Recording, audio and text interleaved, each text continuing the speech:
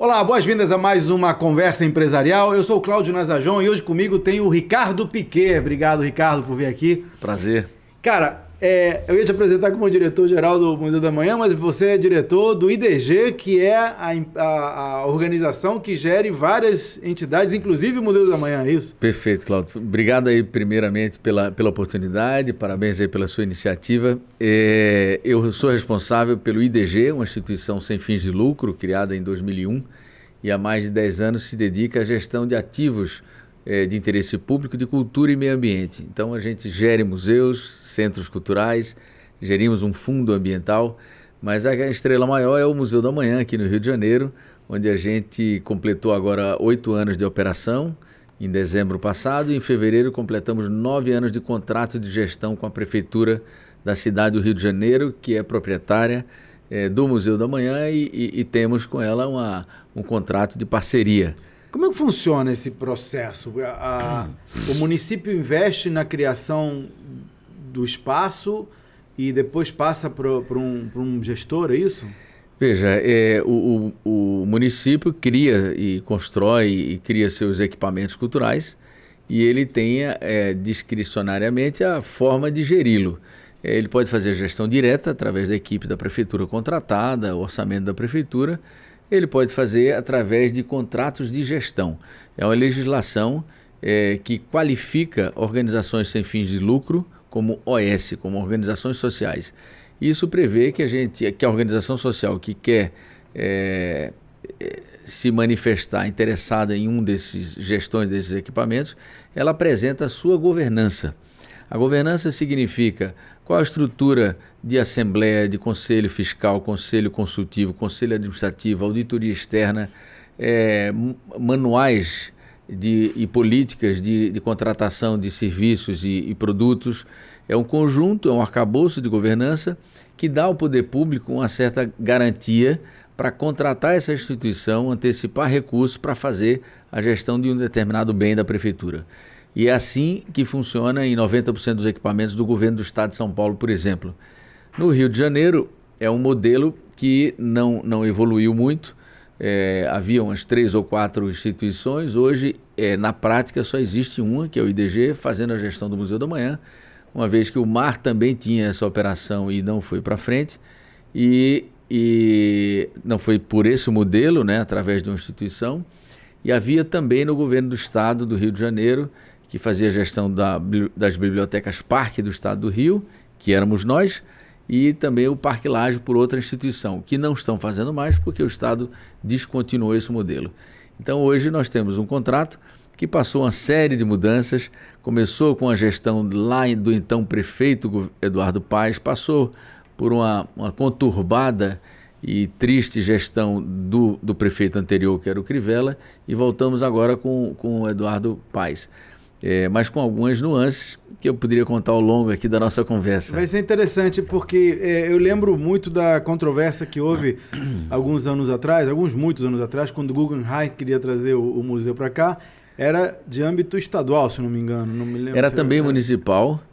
Na época eu acho que era o prefeito César Maia. Era o César Maia. Ele queria trazer o Guggenheim. Por que o Guggenheim? Por que não o Metropolitan de Nova York? Porra, porque o Guggenheim é que ofereceu, caceta, né?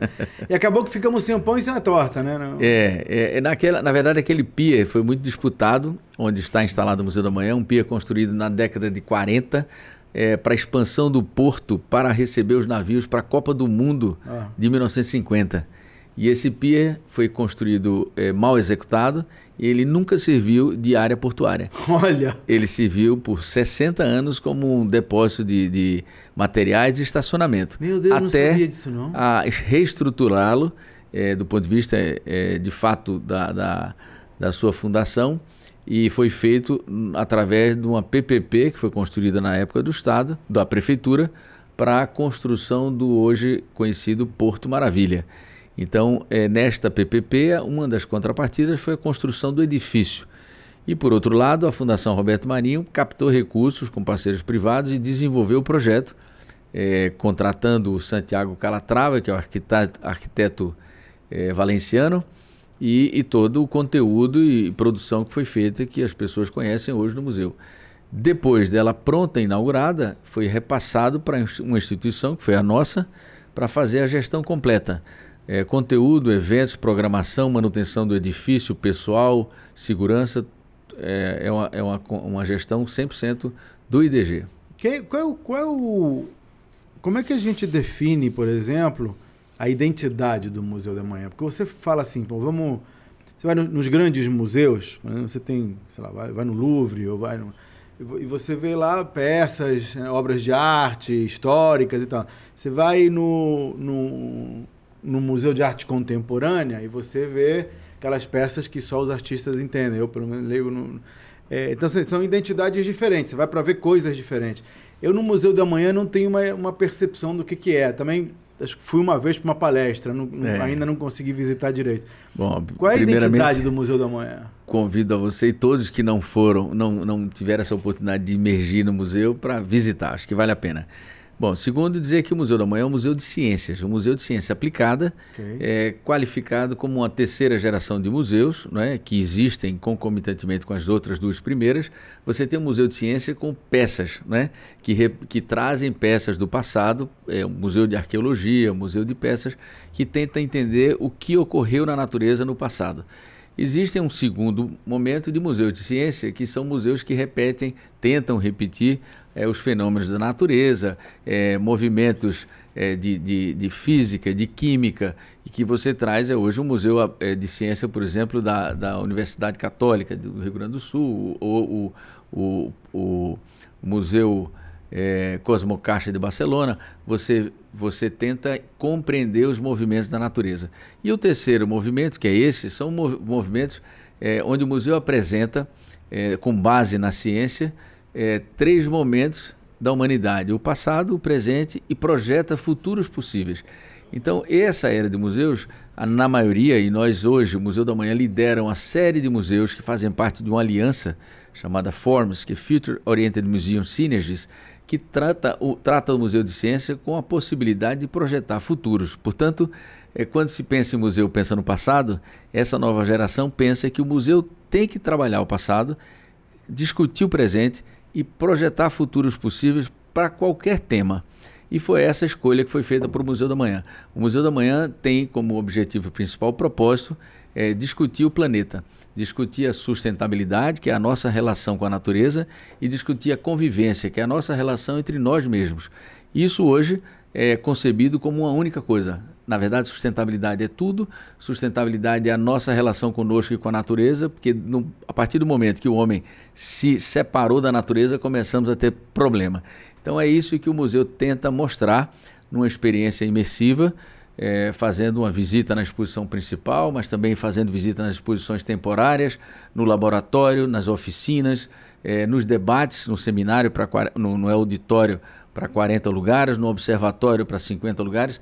É um conjunto de atividades ao longo do ano, que nós dizemos que é esse conjunto que faz com que o carioca possa visitar o museu 3 a 4 vezes por ano, no mínimo. Muito legal, muito legal. Não, e parabéns pelo sucesso, porque já se tornou um ícone da cidade, né? Tá aí junto com os ícones mais tradicionais. Ricardo, eu queria... Vamos mudar a página aqui. Vamos falar de Ricardo. Entendi o contexto do museu. Quero falar agora depois desses outros que estão aqui, tem o Museu das Favelas. Mas eu queria entender um pouco a tua trajetória. Porque, veja bem, eu estou falando aqui para empresários que montaram empresas e estão querendo fazer essas empresas crescerem. E parte da minha cruzada, vou chamar assim, né, é de mostrar para os empresários que eles são organismos vivos no sentido não literal da palavra, ou seja, da frase. O empresário ele encontra uma oportunidade, ele desenvolve um negócio, ele aprende a profissão, vamos chamar assim, passam 5, 10, 15 anos e ele já entendeu os que dão certo. Criam um processo que funciona e a grande maioria para ali. E aí você vê empresas, às vezes com 40, 50 anos, que são empresas muito bem sucedidas do ponto de vista de longevidade, que estão do mesmo tamanho, ou que o dono ainda está lá na operação e que está fazendo as mesmas coisas que fazia 20 anos atrás.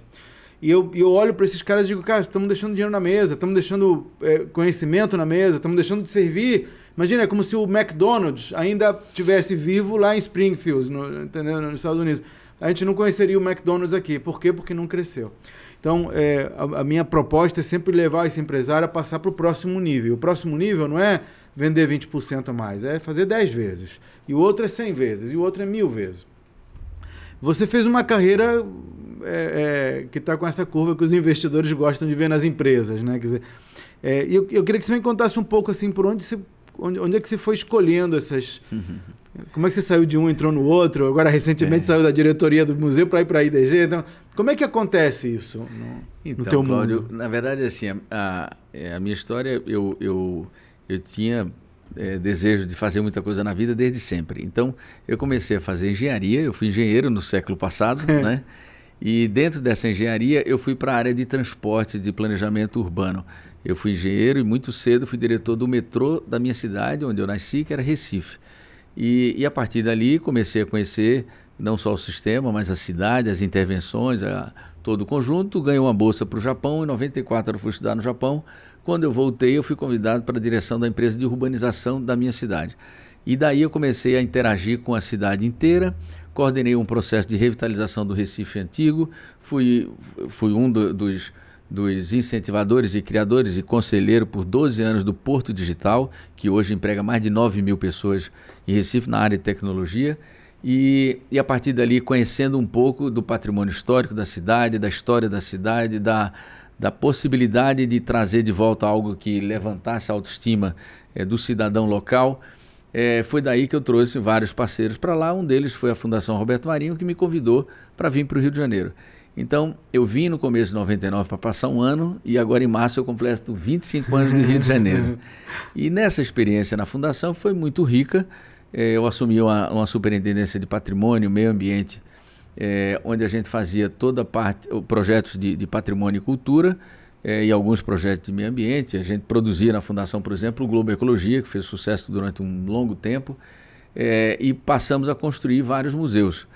Eu me dediquei pessoalmente ao projeto aqui do Cristo Redentor de restauração do Cristo, colocação de elevadores escada rolantes. Depois de 22 projetos conseguimos executar, porque era uma loucura, você tinha que conversar com 10 instituições, mas foi uma experiência muito rica. E depois fizemos museus, aproveitando prédios históricos, né, construindo, restaurando, como foi o Museu da Língua Portuguesa em São Paulo.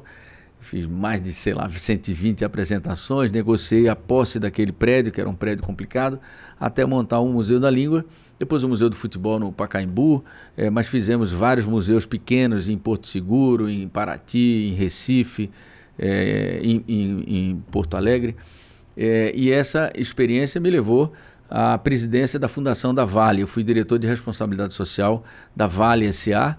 e tive uma experiência do outro lado. Na Fundação a gente buscava recursos com patrocinadores e parceiros, né, com o apoio da Fundação, da família e do próprio grupo, o Globo, mas na Vale eu passei a ser fornecedor, passei a ser patrocinador de vários projetos muito interessantes. Como é que foi essa mudança? Na verdade, disso, eu queria te perguntar como é que foi esse impacto no Japão. Como é que foi essa... Veja, foi uma experiência que mudou a minha vida.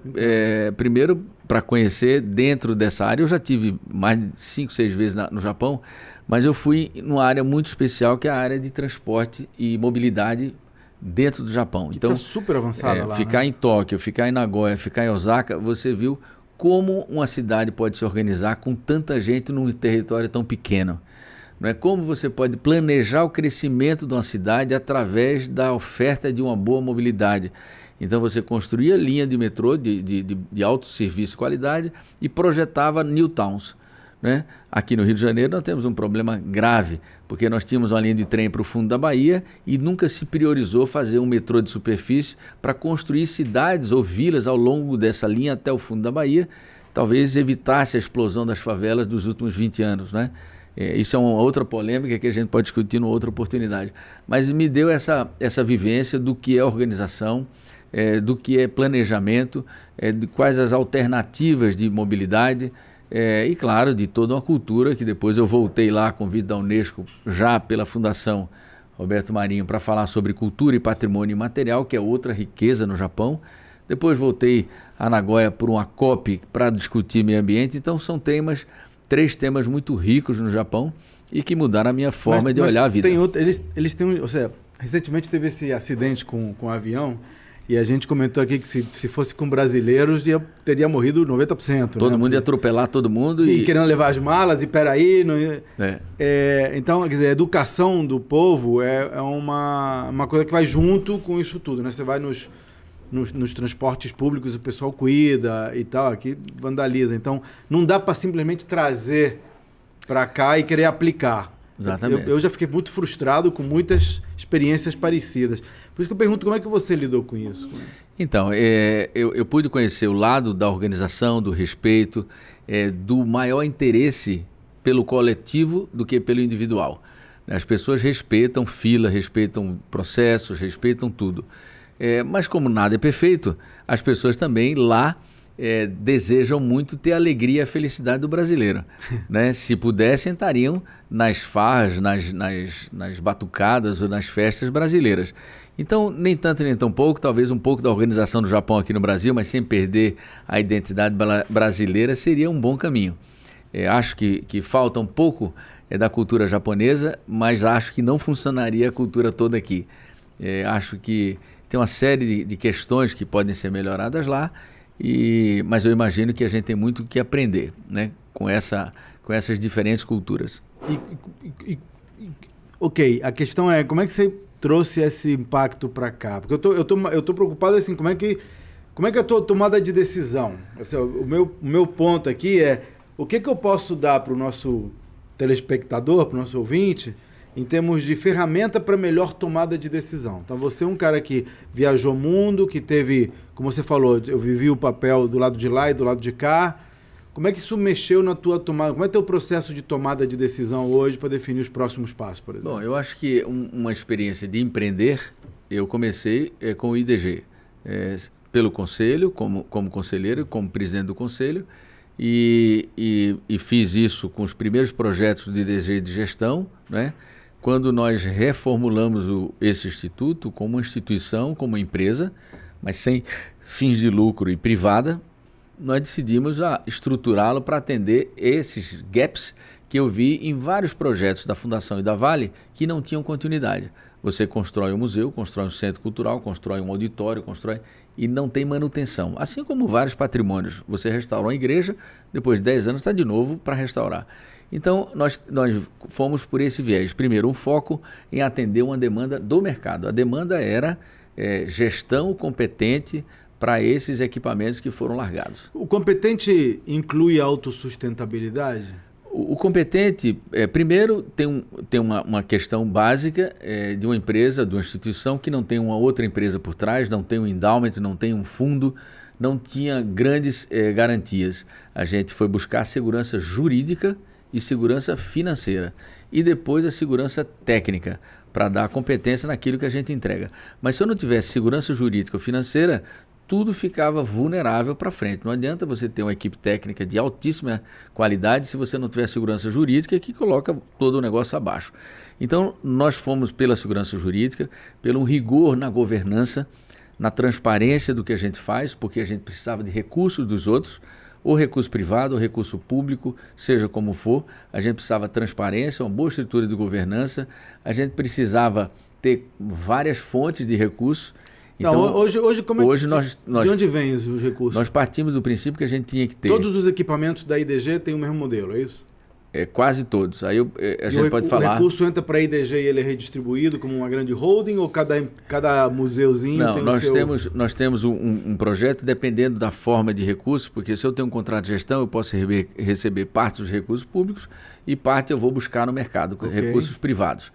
Parte desses recursos privados são com incentivos fiscais, ou municipal, ou estadual, ou federal, ou sem recursos, sem incentivos nenhum de tributos. E também tem receitas próprias, de ingressos, de lojas, de eventos. Isso é relevante? É relevante. Hoje, é relevante para o Brasil, é relevante o que a gente faz, porque o ingresso passa a ser 20%. Então, então a pergunta é quanto os ingressos e a lojinha e tal, é um ingresso relevante do ponto de vista, quer dizer, eu tenho, sei lá, 80% é fundo público, 15% outras iniciativa receitas privada e 5% Não, eu vou lhe dizer que tem algumas equações. Eu vou te explicar daqui a pouco o modelo do Museu da Manhã, que é um modelo surreal, não existe em canto nenhum né? Mas assim, o modelo do Recife, por exemplo, nós temos 50% dos recursos aplicados do fundo do governo, do município do Rio, e nós alavancamos outro tanto. Então, nós dobramos o recurso para o Passo do Frevo através do nosso serviço de captação privada. Com investidores privados. Com investidores privados. Em São Paulo, nós temos o Museu das Favelas, o mesmo. Nós temos um aporte do governo do Estado de São Paulo e alavancamos outro tanto para fazer mais coisas, para fazer mais entregas no Museu de São Paulo. A troco de quê? A pessoa que está alavancando esse dinheiro... Veja, hoje nós estamos discutindo recentemente qual a motivação de uma empresa de patrocinar. Isso. Ela tem várias razões, né? Ela tem a primeira... crescer ou fortalecer a sua imagem junto de um projeto seguro, correto e relevante, com marcas interessantes. Então ela faz o investimento para ter aquela marca. Normalmente nós oferecemos contrapartidas interessantes, seja de visibilidade na mídia, visibilidade no equipamento, acesso gratuito, espaços físicos gratuitos para fazer eventos, seminários, debates, reuniões e tal. Então você tem um conjunto de contrapartidas, além do incentivo fiscal. Então a Lei Rouanet, por exemplo, que é incentivo fiscal federal, ela é fundamental, é um dos instrumentos mais sérios, perenes que nós temos de incentivo para a cultura no mundo. Nós temos 10 casos estudados no mundo, nenhum se parece com a Lei Rouanet. E eu defendo isso em qualquer lugar, que é um instrumento fundamental, bom para o empresário, bom para o cidadão e bom para a organização produtora que assume o projeto. Mas essas fontes de recursos compõem a fonte do recurso público, que é proprietária daquele equipamento, à exceção do Museu da Manhã. Por quê? Porque nós tínhamos um contrato de gestão, o contrato de gestão previa 50% dos recursos da prefeitura e 50% nós íamos buscar, e na gestão passada do governo Crivella, por várias razões, desde a ideologia de ser contra a ciência ou até da questão de ser contra um projeto que foi criado no governo anterior, ele cancelou o orçamento, 100%. Então, de uma hora para outra, o museu mais visitado da América do Sul ficou sem recurso do proprietário. E aí entra a nossa estrutura de governança, que a gente tinha um conselho estruturado, um conselho consultivo que participavam os presidentes das empresas patrocinadoras. Nós nos reunimos assim, ou a gente fecha o museu, porque o prefeito não quer que funcione, ou a gente mantém ele aberto, sem recurso da prefeitura, buscando novos patrocinadores. Por quê? Porque aquilo é um bem, não é de um prefeito A, B ou C. Aquele é um bem da cidade. Se a gente fechasse naquele momento, ele jamais seria aberto, porque aquilo na beira-mar enferruja tudo muito rápido. A manutenção é cara, ela tem que ser preciosa para manter aquele monumento funcionando. E todos os equipamentos. É um equipamento digital. Se você passa 6 meses, 10 meses sem ligar, esquece, você teria que refazê-lo, né? E talvez não tivesse mais um momento nem recurso para refazer um museu daquele tamanho. Então nós decidimos continuar, dobramos a captação e hoje o museu funciona sem aporte financeiro da prefeitura, né? Com recursos de receita própria, dos eventos, da bilheteria, das concessões e da iniciativa privada. Eu adoro esse modelo. Lindo, mas dá um trabalho mas dá danado. Trabalho, mas ele é muito mais resistente, por exemplo, a mudanças de gestão. Inclusive a própria Lei Rouanet, ela varia. Entra governo, sai governo, muda. Às vezes os índices param, tem que aprovar projeto e tal. Não, claro, ele muda através de instruções normativas que atualizam um item ou outro, mas a essência é espetacular. E vou lhe abrir só um parênteses aqui para falar que os empresários precisam valorizar isso, porque você aporta recursos, você beneficia muita gente, melhora a sua imagem e abate o recurso que você aporta.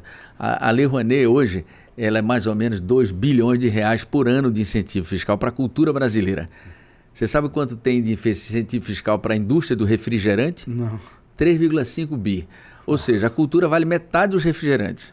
Só uma das grandes empresas, a maior delas, tem 1 bilhão de incentivo fiscal, metade da cultura brasileira. Só que tem um detalhe, todo real que eu gasto no Museu da Manhã com incentivo fiscal da Lei Rouanet, eu presto conta. Eu duvido qualquer um dos seus ouvintes me apresentar um relatório de prestação de conta dos incentivos fiscais de um refrigerante. Não existe. Então, é falta de informação, má fé, quando se critica um instrumento desse. Né? Com todo respeito, quando as pessoas não estou criticando, não. Só estou dizendo. Não, quando as pessoas não sabem e criticam, né? Como se fosse um instrumento... A minha questão, mais do que entrar no juízo de valor, de se vale ou não vale, eu sou a favor. Na verdade, a Lei Rouanet e qualquer outro incentivo fiscal nada mais é do que você carimbar o imposto. Quer dizer, você cobra das pessoas e diz, olha, esse pedacinho aqui eu vou aplicar em cultura. Isso. Topa. Então e agora foi anunciado há pouco tempo incentivo para carros elétricos, 4 bilhões por ano. Isso é natural e existe em todos os setores. No setor da indústria, da economia criativa, que impacta muito a economia, hoje ela contribui mais com a cultura, contribui mais com o PIB brasileiro do que a automóveis, por exemplo. E as pessoas não têm ideia do volume de pessoas empregadas com muito pouco esforço e fazendo a diferença em vários lugares. Você já teve na política? Não. Nunca. Eu tive na política, como nós estamos fazendo aqui, a boa política, trabalhando por causas, mas eu nunca me fui associado a nenhum partido. Mas você tem, assim, você está entremeado, né, até pelo fato de que os municípios e alguns estados são patrocinadores ou responsáveis por boa parte dos equipamentos da IDG. Então você tem esse trânsito aí entre os atores desse cenário, né? Quando a gente decidiu buscar ativos de interesse público, a gente tem interface com a área pública, claro, né? Mas eu nunca tive partido. Como é que é esse contato? E a gente está pronto para conversar com qualquer partido que assuma o poder e a propriedade daquele equipamento que a gente administra. A ideia da gestão por organizações sociais, ela é muito salutar, porque ela perpassa um gestor público. Então eu começo com um prefeito e posso terminar com outro. Então eu não posso ter ligação partidária, porque se o outro assumir e for oposição antecessor, me cria um problema. E veja que eu não tenho nenhuma ligação partidária, ainda encontrei um prefeito, o ex-prefeito, que criou um problema enorme. E não foi só para mim, foi para um conjunto de patrocinadores, para um equipamento e para a cidade. Imagine se eu fosse filiado a qualquer partido. Não, eu acho que o nosso partido é o partido da causa que a gente abraça. A gente trabalha com o fundo da Mata Atlântica, a gente trabalha com a causa da perenidade do frevo, a gente trabalha com a causa das discussões de futuros possíveis para o planeta através do Museu da Manhã, ou o futuro das cidades através do Museu das Favelas. Então, assim, quem quiser se juntar com essas causas, a gente tem que estar pronto para recebê-los. Né? Não vai criar barreira e trazer extremos de um lado ou de outro para atrapalhar o trabalho pela causa. Eu não estava falando do ponto de vista partidário, não. Eu acho que essa é muito baixo. Mas quando o município é sócio ou dono do equipamento, como você diz, eu imagino que exista, por exemplo, a situação de um determinado prefeito dizer: eu quero que você ponha o fulano aqui nessa posição. E às vezes esse fulano não é a pessoa mais competente para estar lá ou até atrapalha. Então a pergunta é, como é que você lida com esses desafios de ter que trabalhar com... Então, rapaz, inacreditavelmente, eu vou lhe dizer o seguinte, que nós nunca fomos assediados, nem em Recife, nem no Rio, nem em São Paulo, por nenhum dos gestores, nem pelo ex-prefeito, que deu muito trabalho para mim. Mas nunca nós deparamos com a obrigatoriedade de contratar A ou B, nem funcionário, nem empresa fornecedora. Nunca. Nós temos uma estrutura de governança que eu publico, eu não tenho relação próxima com nossos compradores, portanto, eu não saberia nem como manusear isso. Na hora que eu pedir um favor direcionado por outro, eu perco a credibilidade interna e isso vaza rapidamente. Então, assim, é um propósito nosso trabalhar assim.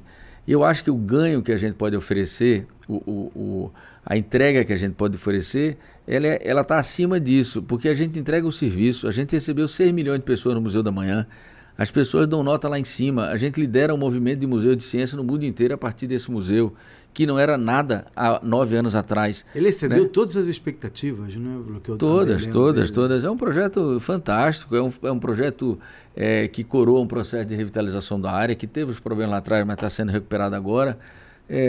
O Passo do Frevo está fazendo 10 anos agora. 10 anos, a gente vai receber, agora em fevereiro, a gente completa 1 milhão de visitantes nesses 10 anos, 100 mil por mês, apesar da pandemia. Para Recife é um número razoável.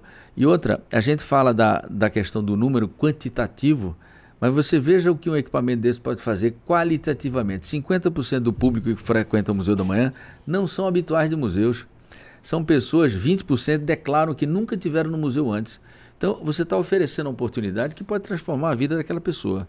São pessoas que não são habituais, portanto, são pessoas de baixa renda, que têm a coragem de atravessar uma praça árida e entrar dentro de um bicho grande, branco, que às vezes assusta, não é? mas topam fazer isso. Então, a qualidade desses números para a gente é maior orgulho para a gente de ter conseguido fazer isso. A gente tem uma relação, eu contar para você histórias aqui das empresas, como a Engie, que é uma empresa francesa brasileira, que declara pelo presidente do conselho que depois da relação dos executivos com o Museu da Manhã, mudou a forma de fazer a gestão da Engie, passando a considerar a diversidade, passando a considerar o respeito ao meio ambiente, passando a considerar as possibilidades e projetar futuros para a sua empresa. Entendeu? A gente tem uma relação, por exemplo, com a empresa Shell, que está há 9 anos conosco no museu, há 2 anos no Museu do Jardim Botânico, aprovando as contas nossas lá em Amsterdã. E todo europeu que chega no museu bota o dedo e diz assim, por que vocês aceitam recursos da Shell? Porque a gente quer conversar com todos os lados. E a transição energética vai acontecer e é necessário recursos da indústria de óleo e gás. Não adianta você expulsar. Se você for a fundo, não sobra ninguém. Os bancos financiam, todo mundo recebe recursos de bancos. Então, essa conexão por causa, eu acho que é o maior segredo dessas coisas darem certo. Uma das situações que me ocorre aqui, você falou aqui de buscar soluções, né? Você mencionou o César lá, o Porto Digital. Porto Digital, e uma das... Eu fui professor de planejamento de negócios na PUC-Rio muito tempo, então a gente tinha muito contato lá com o César e com o menino lá, esqueci o nome dele. Silvio Meira. E eu lembro quando eu fui lá, que até fiquei muito frustrado, que eu esperava ver um prédio, né, ou um grande lugar. Aqui é o Porto Digital. Não, tá tudo espalhado ali. É mais uma figura de imagem do que um equipamento propriamente dito. Mas eles têm uma proposta muito interessante, que é buscar soluções para problema. Então, se eu estou com um problema aqui que eu vou lá e eles têm lá todo um processo de design que cria eles direcionam para empresas, startups ou empresas que estão criadas ali dentro do arcabouço do Porto Digital. Isso. E por isso eu participei, porque eu coordenava, como diretor da URB, eu coordenava a revitalização do Recife Antigo. Então, a minha luta foi para trazer o Porto Digital para ser instalado ali, porque ele iria para o campus universitário. Porque na hora que você tem os jovens instalando as suas empresas, eles ocupam aqueles prédios históricos parecia que não tinha quem fizesse. Ali, Muito legal. Então, você tem 4 andares, você bota um barzinho embaixo, os outros 3 não tinha quem mantivesse. Mas com o Porto Digital você passou a ocupar. Então essa dinâmica de 9 mil pessoas trabalhando, eles ajudam ao ambiente favorável ali para todos eles e para a revitalização daquela área histórica. Então quando você fala do Museu da Manhã e vem uma empresa e diz assim, poxa, eu queria pensar em cenários possíveis para esta situação. Isso é um serviço que o Museu da Manhã preste? Sim, dependendo do perfil ou da área que a empresa atua, tem empresas que são dependentes 100% da natureza, dependendo da água, dependendo da qualidade do esgoto, dependendo da restauração, dependendo da matéria-prima, de onde vem, dependendo de minério, né? Só um caso específico, a gente vai fazer alguns debates polêmicos esse ano no museu. Carro elétrico é bom ou é ruim? Depende. Né? Se você hoje transformar você transformar toda a sua frota brasileira em elétrico, você aumenta em 5 vezes os produtos minerais que vão compor aquele carro e as suas baterias. E sabe onde estão esses minerais? Embaixo de reservas da floresta, embaixo de reservas indígenas. Como é que você faz? Então, assim, para fazer uma coisa vai afetar a outra. Energia nuclear, é bom ou é ruim? Depende. A Califórnia lançou agora um processo de fissão, que é uma energia limpa, que vai salvar a Europa, porque a Europa não tem a riqueza natural que o Brasil tem. Então é bom ou é ruim? Depende. O plástico, é bom ou é ruim? O plástico depende. Se o plástico suporta 100 anos de vida, ele é sustentável. Sustentável é aquele que custa pouco para manter e dura muito, portanto, consome pouco o planeta. Então você faz uma camisa bacana, de algodão orgânico, mas com 2 meses ela está toda assim, você joga o lixo, ela não é sustentável. Não é? Então, as indústrias precisam pensar como querem se relacionar com o planeta, não é para ir para o céu, é para tornar o seu negócio mais perene e mais rentável. Porque quem não está preocupado com a floresta amazônica, no Cerrado, está sentindo a falta de chuva, e ano passado foi o pior resultado dos últimos 20 anos para o Cerrado. Então, é preciso conectar seu negócio com o mundo global, com a natureza, o que é que está acontecendo em volta, e não pensar só no seu negócio como se aquilo ali fosse sobreviver sozinho. É impossível. E como é que você faz isso no contexto do Museu do Amanhã ou dos outros museus da IDG? Já pensaram, por exemplo, em botar hubs de inovação para trazer startups lá para dentro que trabalhem em conjunto com os equipamentos? Veja, isso não descartamos. A gente tem conversas com várias instituições que reúnem entidades de startups ou de games ou de cripto para discutir, para conversar dentro do museu, para que as pessoas saiam de lá melhores do que entraram, discutindo prós e contras. Não adianta embarcar sem o devido esclarecimento do que tem favorável e do que não é favorável. Então nós temos o laboratório, por exemplo, que nós criamos várias experiências com doutores do exterior que vêm trocar ideias com os doutores daqui, com a academia daqui, com empresários daqui. Fizemos, por exemplo, uma residência de 3 meses com especialista em tecnologia e especialista em moda. E coloca a tecnologia na moda. Produzir tecidos a partir do kombucha, fazer desenhos onde você usa uma camisa com placa solar ou com um tecido que muda de cor de acordo com a poluição. E isso foi feito lá e depois nós geramos uma exposição. Nós recebemos um doutor indiano que era doutor em Harvard, que ele veio com o propósito de criar o primeiro samba produzido por inteligência artificial. Olha. Há 6 anos atrás. Né? E ele veio, não conhecia nada de samba, colocamos músico para interagir, passou aqui. No final ele produziu um primeiro samba por inteligência artificial na melodia e na música. Né? Aí perguntei o resultado, foi uma desgraça, mas foi o primeiro. Né? Então, são esses experimentos que motivam as pessoas a sair dali e vários saíram dessas experiências para montar a sua startup, para ter ideias, para terem boas sacadas. Nós vamos discutir agora o carbono. Carbono, como é que funciona, por que o carbono, onde é que se tem, quais são as reduções de emissões possíveis, quais são os créditos, como é que é o mercado do crédito, né? Carbono é bom ou é ruim? Depende. Se você produz aqui crédito de carbono para alguém do hemisfério norte continuar queimando, eu acho que não é bom para o Brasil. Mas é evidente que para o planeta você equilibra. Se você está queimando lá e você produz aqui, você neutraliza, é uma boa notícia. Mas a governança disso, como é que funciona? Nós não sabemos ainda. Nem começou ainda. Isso é uma nova economia. Isso é uma nova economia. Isso é uma nova economia. Então, tá pegando... todos esses novos fatores da nova economia, da economia verde. E a economia verde não é a economia dos ecochatos, não. É a economia que consome menos o planeta e, portanto, pode ser um bom negócio. Eu acho que está começando agora essa discussão. E, novamente, dando sustentabilidade, isso que você acabou de falar, as bolsas de crédito de carbono, é um negócio que está aí. É isso. São oportunidades que se abrem para as pessoas terem informação, debater informação e sair dali para tomar suas decisões. E aqui não tanto, mas no mundo desenvolvido, você pega a Europa, mais a Europa do que os Estados Unidos, eles têm uma consciência muito elaborada já com relação a essa coisa dos créditos de carbono. Eles pagam mais para viajar em companhias aéreas que são zero carbono, coisa do tipo. Aqui ainda não chegou porque, enfim, o pessoal... eu acho que disseminando essas informações que você vai começar a saber que diferença faz.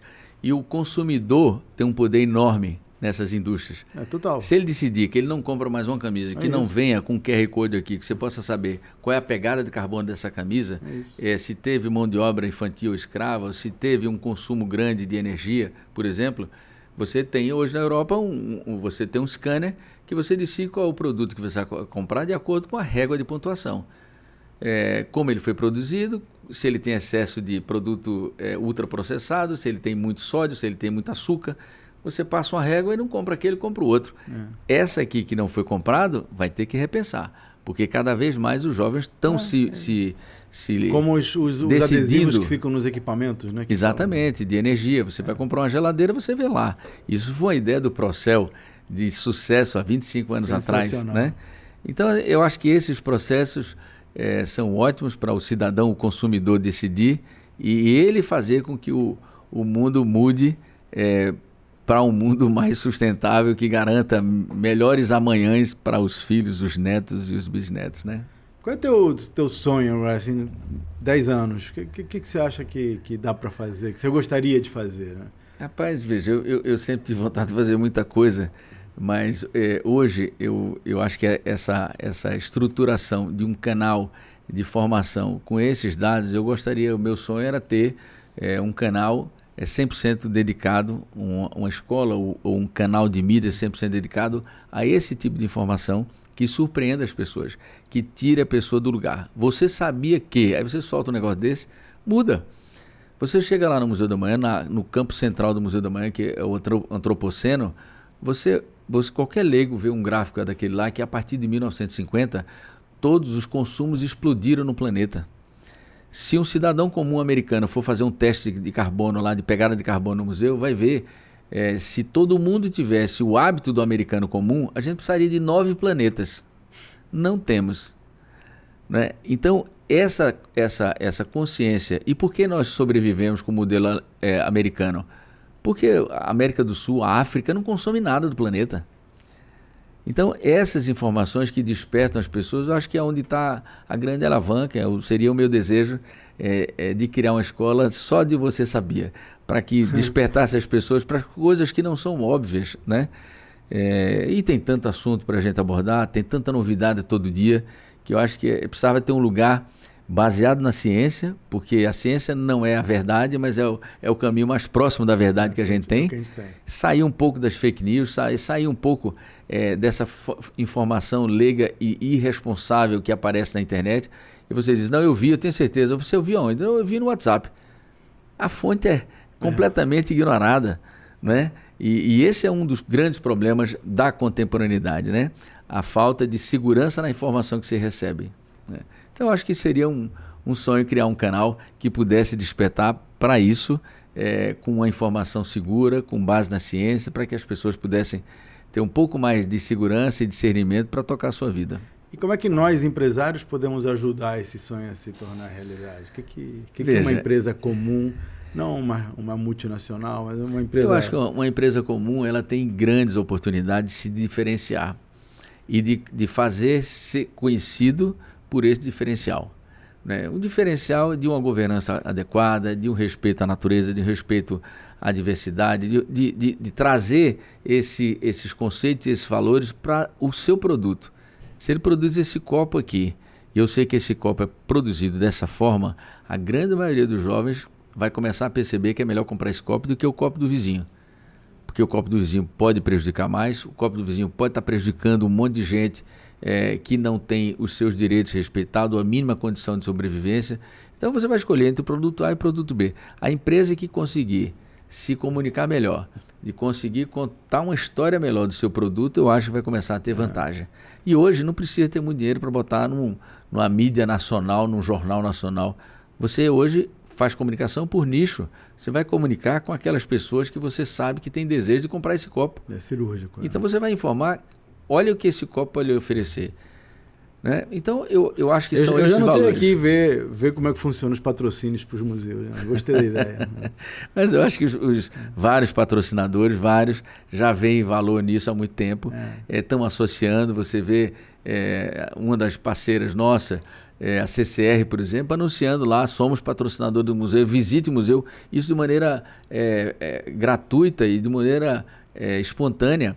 Né? A ArcelorMittal publicou hoje o presidente dizendo, nós estamos alinhados com o Museu da Manhã, com os conceitos, com valor. Eles veem valor nisso e apropriam isso para suas políticas. Claro que isso nós torcemos, e a grande maioria faz assim, com muita legitimidade, com muita verdade. Não adianta você preparar um discurso, porque vão descobrir, se esse discurso não for verdadeiro, vão descobrir. Não, tem que estar alinhado, senão não tem sentido. Claro, né? As pessoas vão descobrir porque hoje tudo está aberto, né?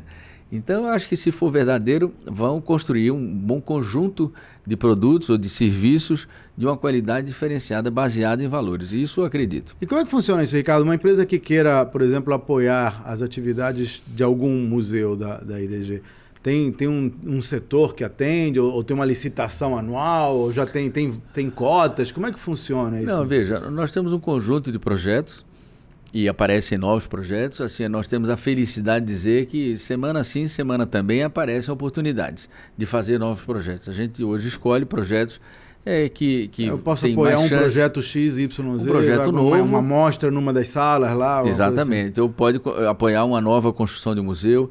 Agora, se eu pudesse dizer, independente dos projetos do IDG, se a sua empresa quer apoiar um projeto, procure na sua vizinhança. Hoje nós somos 5.800 municípios. Cada município merecia ter pelo menos um museu para contar a sua história. Olha. Ou para contar alguma história que fez aquele lugar interessante para as pessoas morarem. Aí você pode juntar a indústria dali, você pode juntar a padaria, você pode juntar o hotelzinho, eu acho que isso daria uma outra cara, né?